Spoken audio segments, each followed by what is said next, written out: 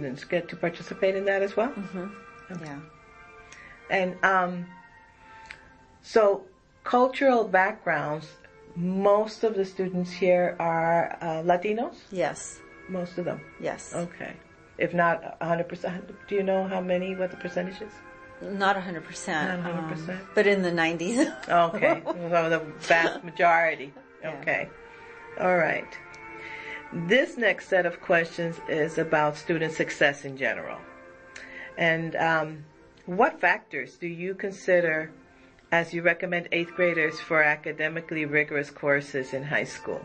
What do you think about? What do you consider when you talk to them about this? What else do you talk to them about because as they're getting ready to go to high school? Just being organized, doing their homework. We go over GPA and how to calculate the GPA because that's important for them. Whether they want to go into an honors class, they're going to look at the GPA. Even sports, if they are athletes, they might want to always look at their GPA because they could get academic, athletic scholarships in the future. Do your 8th graders in Avid Excel,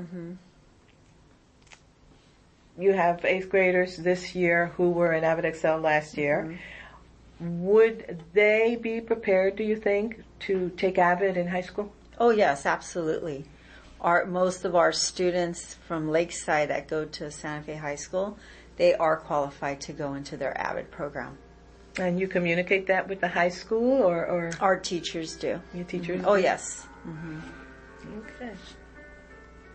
So what do you see as some persistent barriers keeping long-term English learners from accessing that rigorous curriculum in high school? Well, actually, when you think about the kids. The Santa Fe High School has a very good program for our English learners because they do take a class to support English, but then they take the class that qualifies them for the 4-year university. So they take 2 English courses. I'm not sure exactly what it's called, but I do know that our students, when they go to Santa Fe High School, they can go into the A through G requirement track. All your English learners are able to do that? Yes, because they have a first period guided study. That's like the elective, but the rest of the classes could be the A through G required classes. And they have staff members. I forgot what they're called. I think it might... Because they came to our ELAC meeting and they explained to the parents the A through G required classes, and if they're ELD, they could still take that. Oh. Because you could take a 0 period event, 7 periods at the high school if you needed to.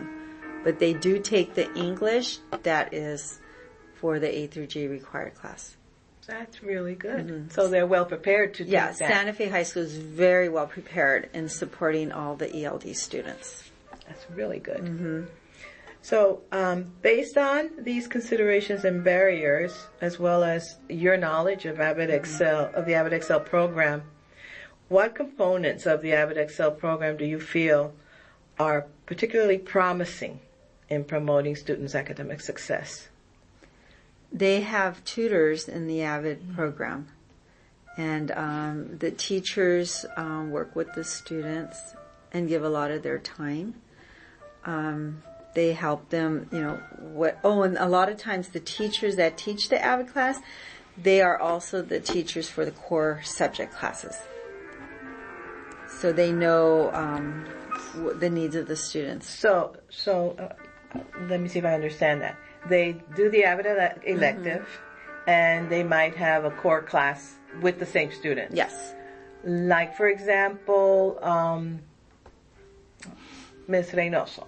She would have the history class that she has. Hers would be 6th grade, but Ms. Magana would have the language arts with her Avid Excel. The 7th grader. So she has them for 2 periods, for Avid Excel, elective, and for English. Correct. I get it. I get it.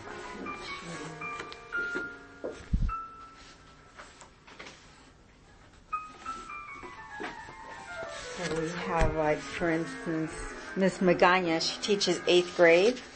So she would teach the Avid Excel in the morning, first period, but then for second period she does a language arts class, the core subject of 8th grade. So she would definitely support that student. So the kids stay there for that period, and does she get students from other classes for English, or? Yes, she does. They don't have to be Avid, but it would be a mix of students that are 8th graders. But that's very important because she knows that they're ELD. She knows that what the work they're doing in Avid. She knows that they're getting that support in Avid, but then she also has them in language arts. Doing the grade level, 8th grade language arts. And she could push them, and she knows what their CELT scores are at. So that's excellent that she's in teaching language arts. Yeah. Because that student, she could recommend them to go into the language arts honors in high school, which is a first step. Right. To get into all like the AP class and everything. So that's very valuable that we have her. Yeah, it is. It is. That's really good. So if a counselor from another middle school came to you and said that her principal is going to implement the Avid Excel program the following year, what would you tell her and why? To be very supportive of the program because it really helps the EL students and it'll push them to reach their full potential. It'll help them with their English skills. It will help them interact with other students in the school. And it actually encourages them to build a lot of confidence, to try different things, and even join different clubs and meet other students that will help them excel. Have you observed any other changes not previously mentioned among the long-term English learners who participated in Avid Excel in 7th grade that may have affected their overall student success? They seem very confident and comfortable in the school because they know that they have a family at the school, which is this Avid family. And they know who to turn to for any support or if they have questions. Is there anything else that you want to share about Avid Excel that we didn't cover? We have a really good team for our Avid program here. Our teachers are very supportive of the students, and they devote so much time over and beyond what is required for our students. And they really feel family as well.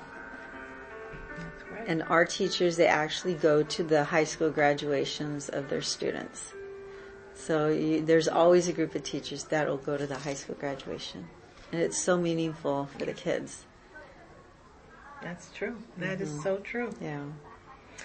So thank you very much for your time. Oh, okay. You, as I said, will have an opportunity to refine or clarify points. I am going to, you have my email. Okay. If you need any specific data that I didn't have, we can ask. I will like to look at CELT and SBAC. But, Miss Gutierrez would have that.